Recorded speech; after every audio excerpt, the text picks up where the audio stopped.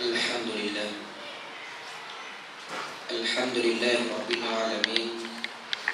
Assalatu wassalamu ala asrafil anbiya wal mursalin wa ala alihi wa sahbihi ajma'in. Asyhadu an la ilaha illallah wa asyhadu anna sayyidana Muhammadan abduhu wa rasuluhu la nabiyya ba'dahu. Allahumma rabbi shrah li sadri wa yassir li amri wahlul 'uqdatam min lisani yafqahu qawli.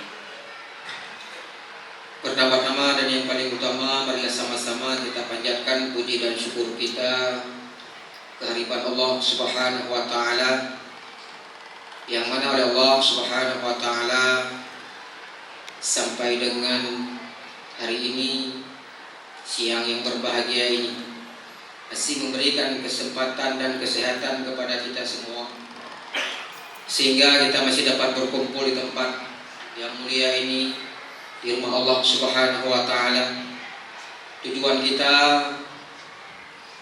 tidak lain dan tidak bukan hanya mencari ridho daripada Allah Subhanahu wa taala, bekal untuk kita pulang kepada Allah Subhanahu wa taala nantinya. Dan selawat bernadakan salam tidak lupa pula kita sanjung sajikan kepada salah seorang pahlawan revolusioner sedunia. Beliau adalah baginda Rasulullah SAW, yang mana oleh beliau telah membawa kita dari alam jahiliyah ke alam Islamiyah, dari alam menyembah berhala ke alam menyembah Allah Subhanahu wa taala. Dan kepada al dan sahabat beliau sekalian yang seiring bahu dan seayu langkah dalam menegakkan kalimatul haq di atas permukaan bumi ini. Kata-kata ta'zim dan keikraman setinggi-tingginya kepada Al-Fadhil Al-Mukarram, ayahanda rohani kita bersama, yaitu Imam Besar Masjid Al-Mabrur. Doakan kepada Allah Subhanahu wa taala supaya beliau selalu sehat senantiasa dalam lindungan Allah Subhanahu wa taala. Dan yang kami muliakan juga kepada BKM Masjid, remaja masjid, dan kepada seluruh kaum muslimin kaum muslimat yang telah berhadir pada siang yang berbahagia ini, yaitu kita melaksanakan satu ibadah kewajiban yang diwajibkan oleh Allah Subhanahu wa taala kepada kita setiap hari Jumat. Masyaallah muslimin, sidang salat Jumat yang insyaallah dirahmati Allah Subhanahu wa taala. Beberapa hari lagi kita sebagai umat muslim akan masuk ke dalam satu bulan yang mana bulan itu sangat-sangat kita impikan, yang mana bulan tersebut sangat-sangat istimewa di sisi orang muslim, di sisi kita orang muslim. Sehingga ada satu pertanyaan, kalau memang bulan itu bulan yang istimewa, kalau memang bulan itu bulan yang sangat-sangat istimewa di sisi kita, apa yang telah kita persiapkan diri kita untuk kita masuki bulan tersebut? Setidaknya ada 4 sebab kita masuk ke dalam bulan Ramadan, atau 4 yang harus ada pada diri kita asbab kita masuk ke dalam bulan suci Ramadan. Yang pertama, kita hadirkan di dalam Ramadan tersebut adalah istidadul iman. Kita menghadirkan iman, istidadul iman. Bekal yang kita bawa di bulan Ramadan nanti adalah bekal iman. Tak kuasa bulan Ramadan adalah dengan iman. Makanya dalam Al-Quran Allah Ya ayyuhalladzina amanu kutiba alaikumusiyam, wahai orang-orang yang beriman, urung iman kepada Allah. Allah tidak memanggil dengan ya ayyuhan nas, tetapi ya ayyuhalladzina amanu, orang yang beriman yang Allah panggil.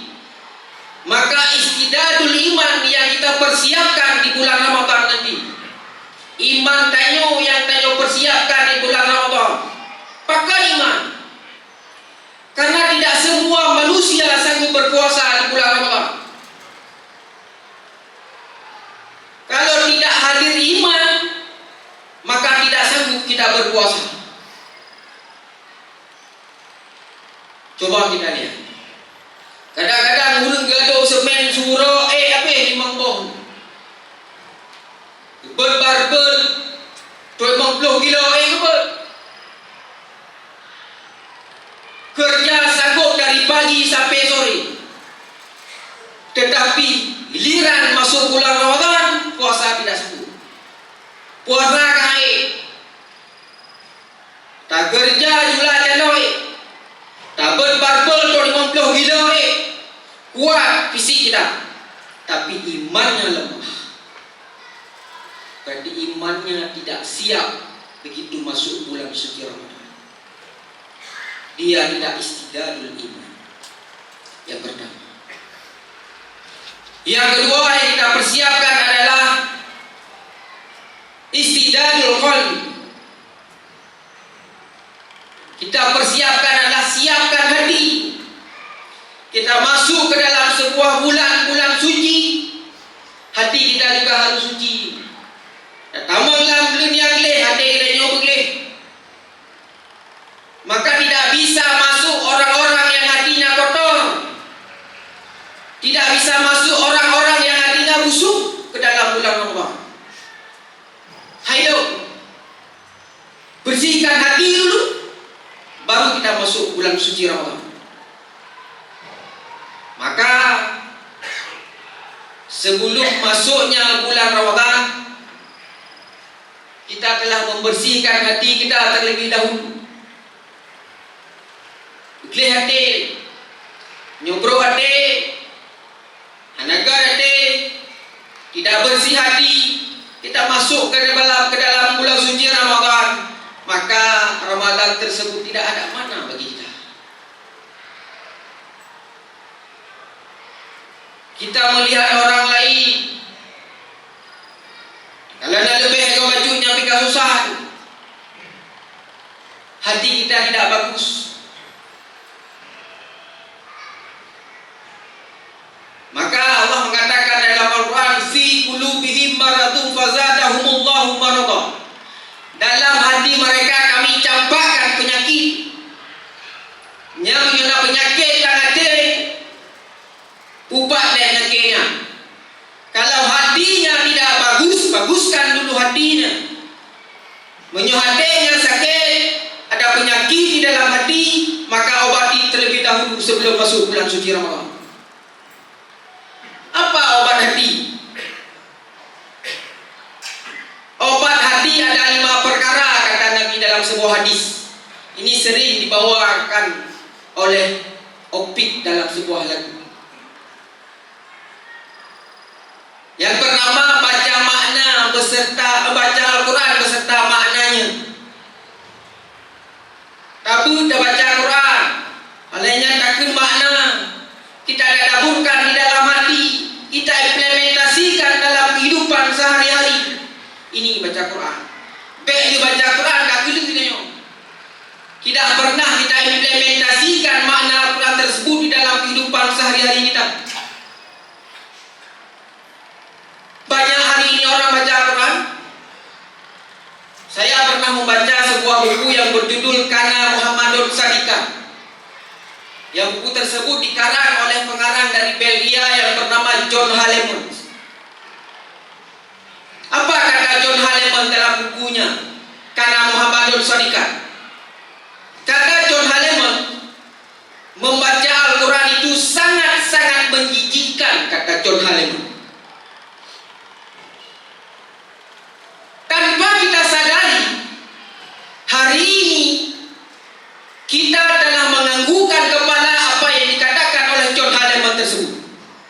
walau nyo tadinya bengeng, hana senang. Tetapi tanpa kita sadari, kita telah mengganggukan kepala kita. Contoh, hari ini di Aceh, jitagun 10% orang yang ada di Aceh, umat manusia yang ada di Aceh beragama Islam.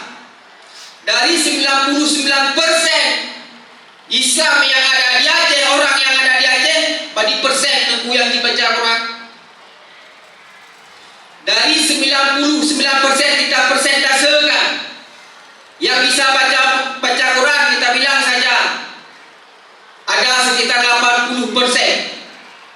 80% sejumlah persen itu hoja. Dari 80%-nya kita persentasekan lagi berapa orang yang mampu membaca Al-Quran yang benar dan fasih menurut ilmu tajwidnya. Dari 80% menyona 50%. 50% itu hoja. Dari 50% tadi kita persentasekan lagi. Dari 50%-nya berapa orang yang mampu membaca Al-Quran yang fasih dan benar menurut ilmu tajwidnya dan dia memahami makna Al-Quran itu sendiri. Dari 50% menyona 40%. 10% lagi hilang entah ke mana. Dari 40% itu kita persentasekan lagi. Dari 40% penuh, berapa orang yang mampu membaca Al-Quran dengan benar dan fasih menurut ilmu tajwid dan mengerti apa yang dia baca, tahu maknanya, dan mereka mengimplementasikan dalam kehidupan sehari-hari mereka. Dari 40% menyona 20%. Isi Al-Quran kita baca, tak bermakna, tak mengerti, alanya tak implementasikan dalam kehidupan surau-surau gede.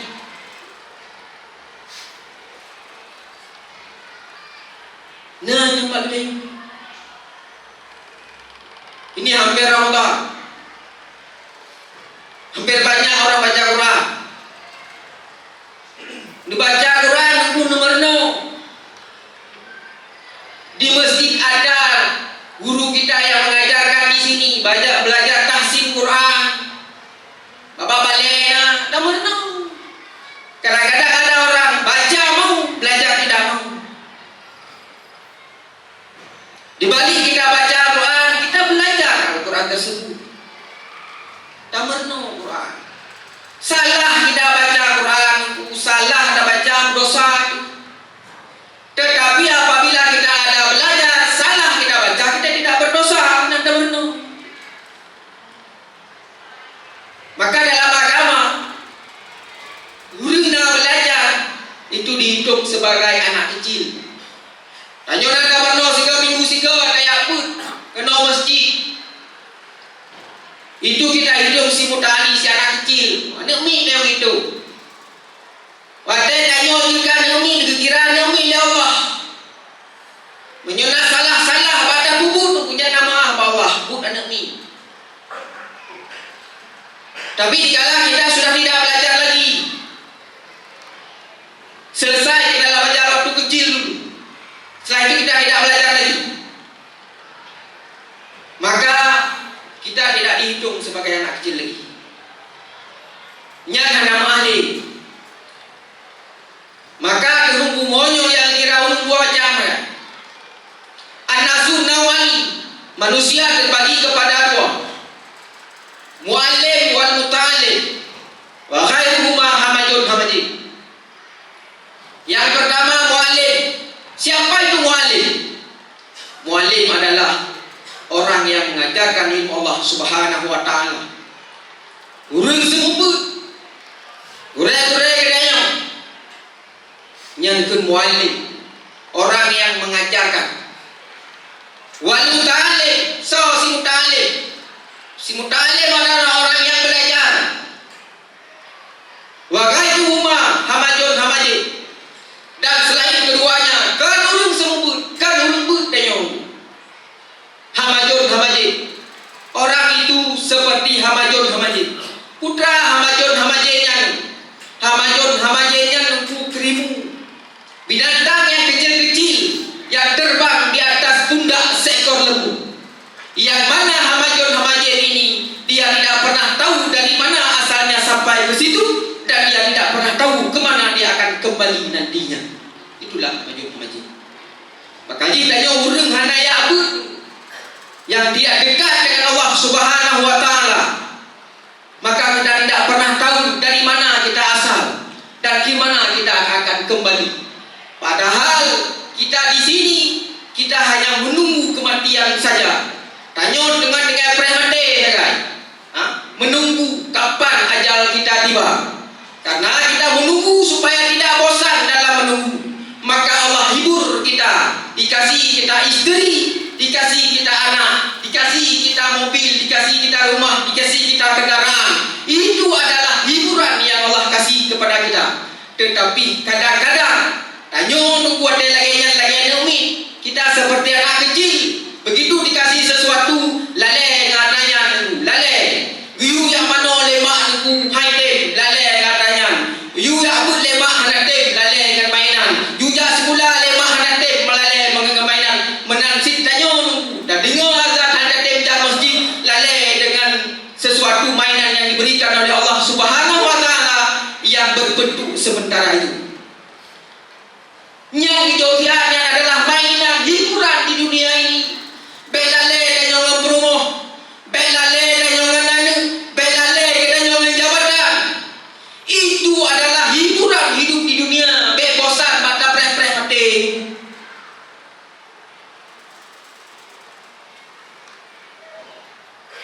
Belagi anu mineo. Wadai hijau oleh Allah kli. Anu minenya meme motong, hijau lemak yo manokli mina. Dia menangis imo nak mina. Tanyo dengan double motor, balona motor, hijau pulang oleh Allah. Sedih luar biasa. Meninggal rumah tu sedih luar biasa. Meninggal anak hijau pulang oleh Allah tu sedih luar biasa. Persis kita seperti anak kecil. Itu adalah hiburan yang Allah kasih untuk kita. Bek bosan ino-inonya bata preh-preh mati. Kullu nafsin zaikatil maut. Setiap yang bernyawa pasti akan merasakan mati. Bata preh-preh.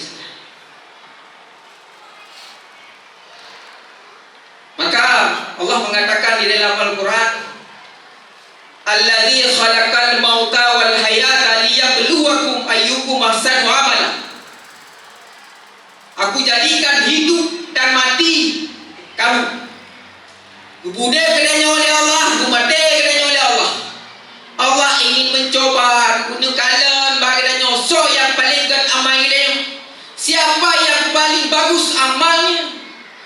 Allah tidak mengatakan siapa yang paling bagus hartanya, siapa paling banyak hartanya, siapa paling banyak istrinya, siapa paling cantik istrinya. Tidak, Allah tidak tanyakan seperti itu. Siapa paling besar jabatannya di dunia ini? Kadang-kadang kita nyungku batale sapoh jabatan. Tapuran gogok, tahina gogok demi satu jabatan. Apalah jabatan itu? Semua akan kita tinggalkan. Batale rezeki kadang-kadang tapungun gogok, tapoh gogok. Kita hina orang-orang lain. Kita fitnah orang-orang lain. Kenapa itu semua? Seperti kita tidak bertuhan. Bagaimana Tuhan orangnya? Allah sudah menentukan semuanya. Rezeki kita kagak ada oleh Allah. Ada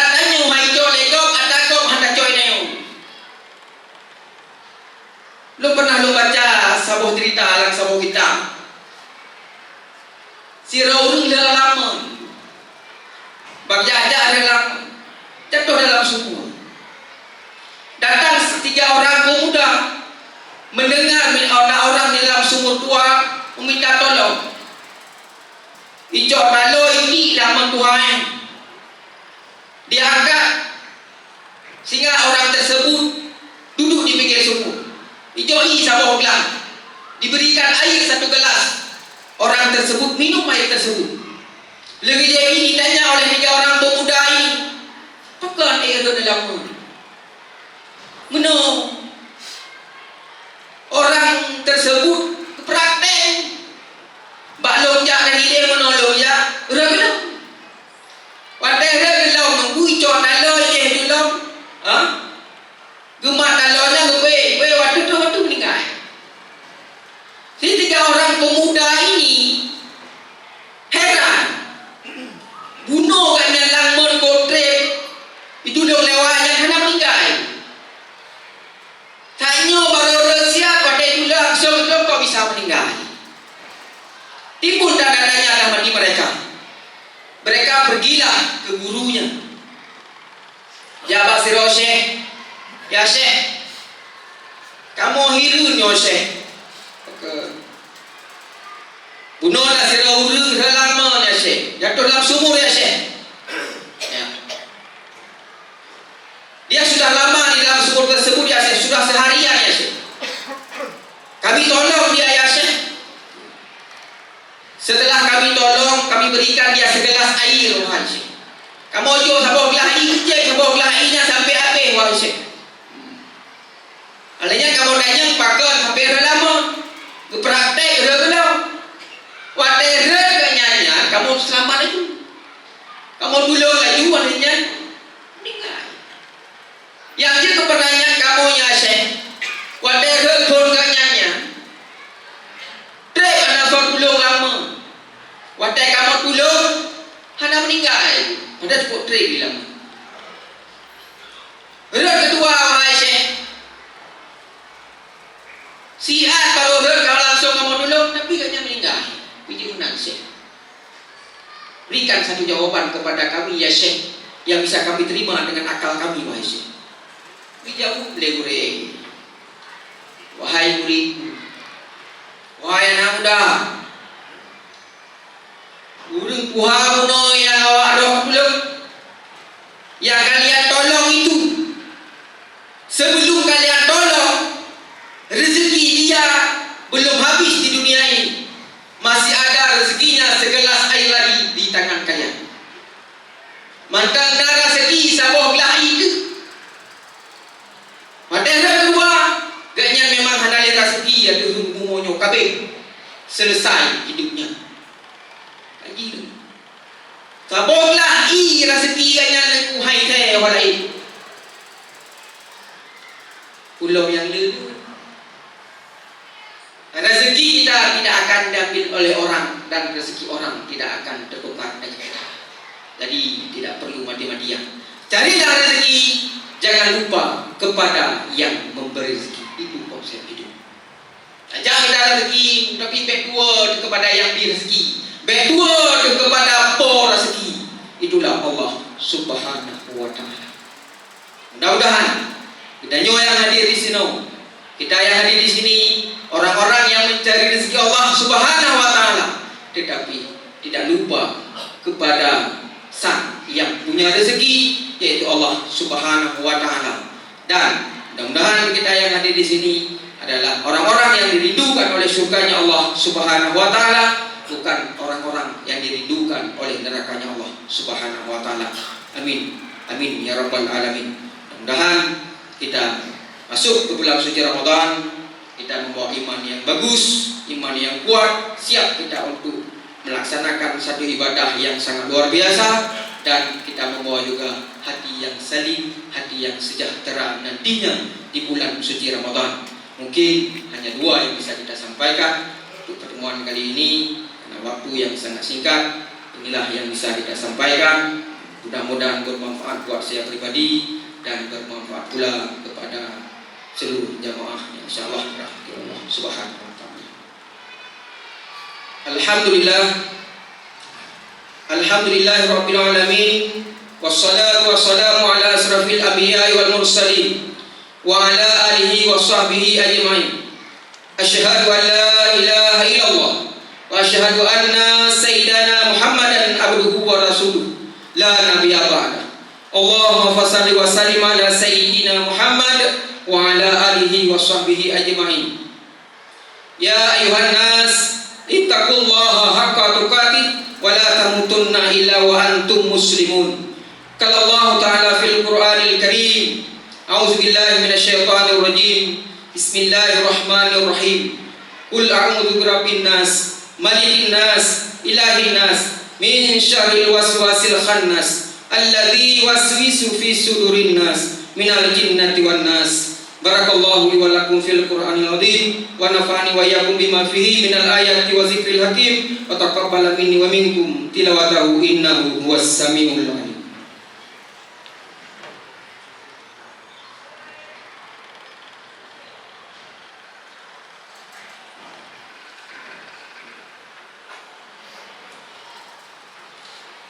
Innal hamdalillah salatan wa salaman ala rasulillah wa ala alihi wa sahbihi wa mawala.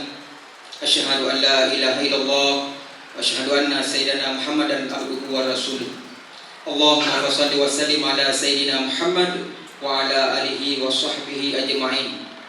Ya ayuhan nas ittaqullaha haqqa tuqatih wa la tamutunna illa wa antum muslimun. Qala Allah ta'ala fil Qur'anil Karim, a'udzu billahi minasyaitonir rajim. Bismillahirrahmanirrahim. Qul huwallahu ahad, Allahus samad, lam yalid wa lam yulad wa lam yakul lahu kufuwan ahad.